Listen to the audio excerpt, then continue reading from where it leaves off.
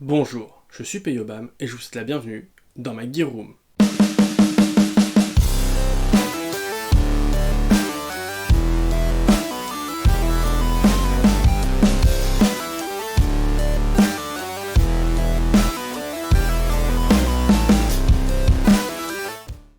Aujourd'hui, on va parler Kemmerband. Alors, Kemmerband, Kemmerbund, j'en sais pas comment on le dit. Bref, les trucs sur les côtés du gilet qui font la liaison entre la poche avant et la poche arrière. Donc, on va déjà faire l'anatomie d'un Kemmerband. Donc, je vais mettre ça de côté. Et en gros, un Kemmerband, c'est composé de trois parties. La partie à l'arrière qui va être le système d'attache et de réglage, la partie centrale ici où on va avoir, on va dire, le système d'emport, et ici la partie avant qui va être le système de fermeture. Voilà. Grosso modo c'est ça, arrière, centrale et avant. Donc on va commencer, on va les prendre dans l'ordre. Donc à l'avant, on a grosso modo deux possibilités, soit du velcro, comme ici, soit comme ici, un système de fermeture. Donc il en existe plein de sortes. Ici c'est une boucle, enfin c'est une attache ROC. Il y a des attaches tubes, il y a des boucles Fastex classiques avec des boucles Cobra. Donc en gros voilà, les systèmes de fermeture, on a soit velcro classique ou avec des boucles, comme je disais, ROC, tube, Cobra ou Fastex. Donc l'avantage des fermetures velcro, c'est que c'est très léger. Et est-ce que j'en avais noté d'autres, des avantages ? C'est facile à régler aussi, suivant ce qu'on porte. Et ça reste léger et low profile. Je vais illustrer mon propos. Ici j'ai un gilet, donc c'est le Slickster de chez Ferro Concept. Là j'ai qu'un t-shirt. Voilà, je le mets, je prends mes velcro, je les mets devant, au-dessus, le plus haut possible, clac clac. Voilà. Là, c'est bien serré, je suis nickel. Maintenant, il pèle. Je mets un manteau. Je l'enlève. Je vais passer une smoke, par exemple. Voilà.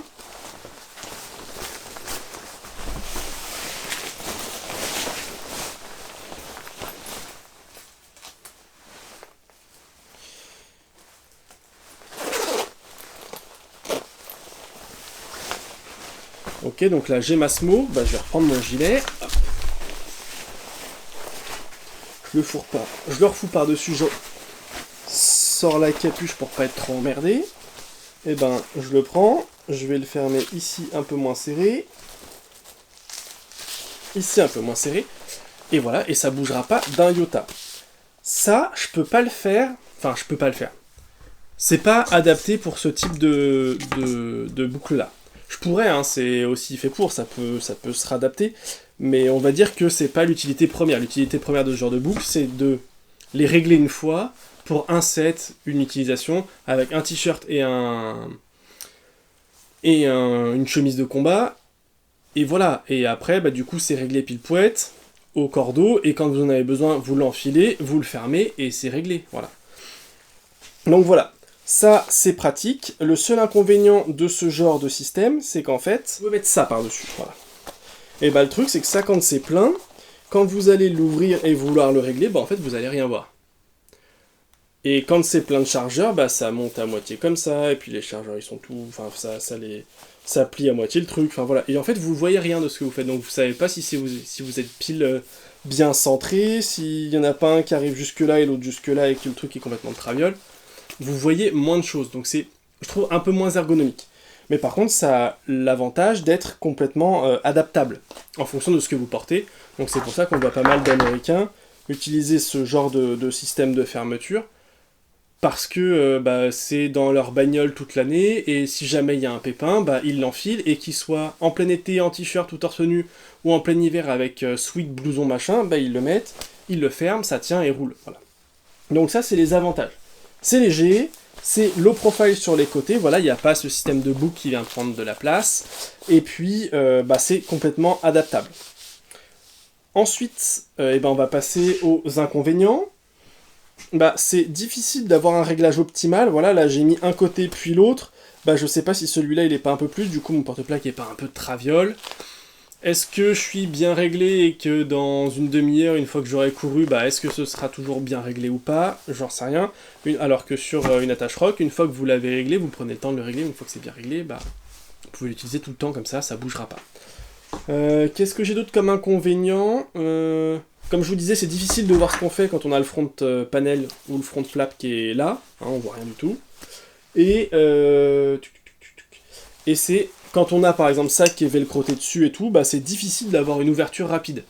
Pour une utilisation dans un jeu ou dans la vraie vie avec des médics, des choses comme ça, bah là il faut que le médic il ouvre ça, il dégrave de chaque côté, voilà. Alors que là il arrive, il fait clac clac et c'est réglé quoi, le gilet il s'enlève. Pour les autres types de fermeture, bah l'avantage c'est que ça se met en place et ça s'enlève très très très facilement. En tout cas, la mise en place du gilet est très facile. Le dégrafage est extrêmement rapide. Et une fois que c'est réglé au cordeau, quoi. L'inconvénient, c'est que c'est un peu plus lourd. Voilà, forcément. C'est un peu moins low profile. Et en plus, on perd de la place. Typiquement ici, voilà, l'accroche, elle se met là. Bah là, j'ai perdu, avec ce système-là, j'ai perdu 2 colonnes de molle. Ce qui est quand même un inconvénient qui peut être certain. Et dernière chose, c'est moins adaptable, parce que le but de ça, c'est de le régler et après de plus y toucher. Donc si vous, à chaque fois que vous changez de veste ou machin, vous rouvrez pour régler, bah en fait ça perd l'intérêt du dégrafage rapide. Mais voilà, typiquement, ce gilet-là, il est réglé. Pour l'ouvrir, je prends ça, je tire un coup sur la languette, je l'enfile, hop, je prends ça, je le mets dedans, et voilà. Et là, je sais qu'il est réglé et qu'il est pile poète. Voilà. Il est bien ajusté, j'ai pas de soucis. Je peux respirer tranquillement, mais pour autant, quand je vais courir, ça va pas bouger. Et ça, c'est un avantage. Et quand je veux l'enlever, hop, et je l'enlève, et c'est facile, quoi. Il n'y a pas de scratch à enlever, ça fait même un peu moins de bruit que du scratch, voilà. C'est des avantages et des inconvénients. Maintenant qu'on a parlé des systèmes de fermeture, on va parler de ce qu'il y a ici. Donc la partie centrale. Et là, il y a, grosso modo, plusieurs options. On peut avoir du molle, comme ici. Donc ici, c'est du laser cut. Ici aussi, c'est du laser cut, mais évidé. Voilà. Et donc certains sont mous. D'autres, comme celui-là, donc celui de Templars Gear, a un insert plastique pour lui donner un peu de rigidité. Voilà. Donc là, il y a 2 parties molles.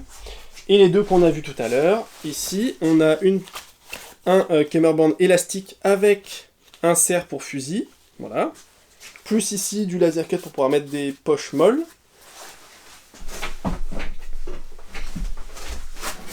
Même chose pour le Slickster. Ici, c'est aussi des Kemmerband élastiques, donc très très low profile, hein. Donc ça a l'avantage d'être déjà plus facilement adaptable, hein, c'est l'élastique, c'est facile. Vous pouvez y mettre 1, 2, 3, dans cela 4 chargeurs de chaque côté. Sur celui qu'on a vu en dessous du Templars Gear, on peut en mettre 3.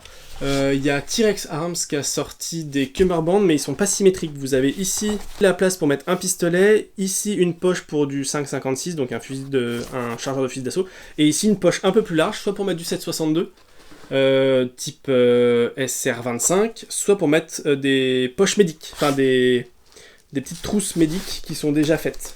Voilà. Il y a aussi d'autres Kemmerband qui sont full élastiques sans porte-chargeur, et il y a aussi certains Kemmerband avec ici juste une sangle. Personnellement, je suis pas très fan parce que c'est pas élastique, il n'y a pas de capacité d'emport, et c'est pas très épais, donc le maintien est pas ouf. Enfin, voilà, ça, ce n'est que mon avis là-dessus. Donc si je devais résumer, pour la partie centrale, soit c'est de l'élastique, soit c'est du molle. L'avantage du molle, c'est que vous pouvez mettre ce que vous voulez dessus. Donc n'importe quelle poche, c'est super cool. Inconvénient, c'est peut-être un peu moins low profile, et surtout quand vous mettez un porte-chargeur, le porte-chargeur il va venir par-dessus, donc ça va prendre vite de la place. Ici en fait ça va venir s'incruster dans le Kemmerband, et généralement c'est plus low profile. Donc voilà, je pense qu'on a fait à peu près le tour sur la partie centrale. Comme je disais, certaines sont avec des inserts pour un peu plus de rigidité, et d'autres sont sans insert. Donc voilà, ici vous pouvez mettre plein de trucs, donc généralement c'est réservé à des gilets un peu plus lourds que les Kemmerband élastiques. Voilà, je pense que j'ai fait le tour. Donc ici, très bien pour mettre plein de bordel. Ici, vous pouvez mettre des chargeurs, des grenades, radio aussi ça rentre. Mais bah, vous avez un peu moins de polyvalence ou d'adaptabilité. Par contre, c'est un peu plus... Il y a un peu plus de capacité de... Enfin voilà, c'est full élastique, quoi, donc il y a un peu plus de marge dedans. Et au niveau confort, c'est assez confortable. Voilà. Et enfin, sur la partie arrière, le système de fixation et de réglage. Alors, je vais poser ça. Je n'ai qu'un seul exemple ici. Mais vous avez plusieurs types de fixation. Déjà, soit une fixation velcro, c'est-à-dire que, bah, comme là, hein, vous allez mettre le velcro à l'arrière, donc si vous voulez le serrer, bah, vous allez les rapprocher. Si vous le desserrez, bah, vous allez les écarter un petit peu. Hop. Et après, vous avez aussi des systèmes avec des élastiques, donc de la shock cord comme ça qu'on vient tresser à l'arrière. Donc ça, c'est ce qu'on peut retrouver. J'essaierai de vous trouver des photos, c'est ce qu'on a sur les JPC, Cry, et toutes les reproductions. Perso, je suis pas très fan. Et je trouve que la shock cord, ça peut pas très bien vieillir quand on la malmène un petit peu. Et en plus, ça prend de la place sur les passants molles. Je suis pas très fan. Je préfère un bon vieux velcro. Le réglage, il peut se faire au millimètre. Et sur cela, on a la chance d'avoir des Kemmerband qui sont hybrides, c'est-à-dire que vous avez aussi un insert élastique à l'intérieur qui permet d'avoir de la... un peu d'extension, quoi. Et c'est pareil pour celui-là. Celui-là, la particularité d'avoir une haute partie à l'intérieur en tissu qui permet de limiter l'extension pour éviter de trop détendre. Voilà, ça permet d'avoir un petit peu d'extension quand vous respirez, des choses comme ça. Voilà, ça permet de suivre un peu les mouvements du corps. Et du coup, bah, les autres sont des réglages à tresser dans le dos. Ça se retrouve aussi sur les Tactex, sur les AVS, sur les CPC, sur les LV119 de chez Spiritus System aussi. C'est un système, je crois, avec de la sauvegarde. Perso, je suis vraiment pas fan. Je trouve ça très long à faire et le réglage est pour moi pas évident. Alors que ça, c'est facile, quoi. Ça se déscratch, on le remet au bon endroit, ça se rescratch, c'est facile. Et il y a un autre type de Kemmerband dont j'ai pas parlé, parce que j'ai jamais testé. C'est les Kemmerband rigides type NCPC V5, je crois, FCPC. Les gilets FCPC V5 de chez Ferro Concept, qui sont avec des inserts un peu plastique... plastique haute qualité ou haute densité, ou enfin bref, un truc un peu chiadé. Si je retrouve le nom, je le mettrai quelque part. Mais en gros, c'est ce qu'on retrouve aussi dans les ceintures de chez Exatac, dans la Bison Belt aussi de chez Ferro, voilà, on retrouve un peu partout. Et ça lui donne une certaine rigidité, et là, il n'y a pas d'élastique à l'arrière pour faire pour permettre justement cette élongation. Des retours que j'ai eu des gars qui sont sur le Discord, c'est extrêmement confortable.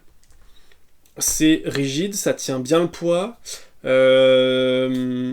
Apparemment, c'est vraiment très quali. Et il y a même un des gars qui me disait que donc, l'arrière se fixe par velcro, donc ça, top. Et il me disait, moi j'ai mis ça sur mon Slickster. Donc Slickster plus les Kemmerband du FCPC V5. Je dis pas que j'essaierai pas. Le truc, c'est que le Slickster, il va partir. Donc peut-être que j'essaierai sur le TPC de chez Templars Gear. On verra, j'ai pas encore finalisé le truc, mais voilà. Bah écoutez, je pense qu'on a fait le tour des Kemmerband. Donc on a, comme je disais, 3 parties. L'avant, la partie centrale et la partie arrière. La partie arrière sert au réglage, en tout cas à la mise en place, et à l'élasticité aussi, hein, voilà, à la capacité du Kemmerband à s'étendre un petit peu, ou en tout cas à se dilater. La partie centrale va être la partie portage, donc il peut y avoir soit pas de portage du tout, avec des Kemmerband élastiques tout bêtes, ou des sangles. Des plateformes molly pour pouvoir tresser toutes les poches qu'on veut, hein, qui sont disponibles partout, ou une partie centrale élastique dans laquelle on peut mettre des porte-chargeurs, enfin en tout cas des chargeurs, ou grenades, ou radio, et le système de fixation à l'avant, et du coup soit c'est velcro tout bête où il faut lever le front flap, mettre les deux coups de truc et refermer le front flap, ou sinon avec des boucles, comme je disais, soit rock, soit tube, soit Cobra, soit des boucles Fastex. Bon écoutez, je pense qu'on a fait le tour des Kemmerband. Si cette vidéo vous a plu, n'hésitez pas à lâcher un like et un commentaire, à la partager, à vous abonner à la chaîne et à activer la cloche de notification. Dans la barre de description, vous retrouverez le lien vers la page Facebook et la page Instagram. La roue du forçage est maintenant terminée, c'est tout pour moi, fin de communication.